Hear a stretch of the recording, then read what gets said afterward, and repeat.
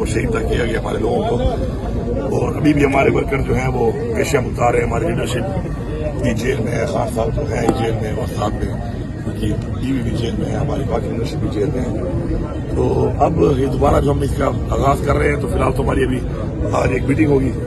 اس meeting کے اندر ہمیں لائمر بنانا ہے اپنا مکمل طور پہ کہ آگے کس طریقے سے، چونکہ 5 اگست تک اس کو ہم نے اوپر لے کے جانا ہے آگے تک. تو ظاہری بات ہے پارٹی کا مشاورہ کے ساتھ یہ کام ہوگا، تاکہ اس میں تمام پاکستان کے سارے پارلیمنٹرین حصہ لے رہے ہیں تاکہ وہ بات پوری سن لے رہے ہیں. اور سوال جب کیا تو ادھر کھڑا ہو جائے، میں ادھر کھڑا ہو جاتا. سوال ایک اور اس میں پارلیمنٹیرین جو ہے جب سارے ہوں گے موقع پر، تو سارے پارلیمنٹیرینس کا مشاورہ ضروری ہے. کہ مجھے پتہ ہے کہ پنجاب میں فتحیت ہے، فرقہ اور ماحول ہے، بلوچستان کا ماحول ہے، پختونخوا میں ہماری حکومت اور ماحول ہے.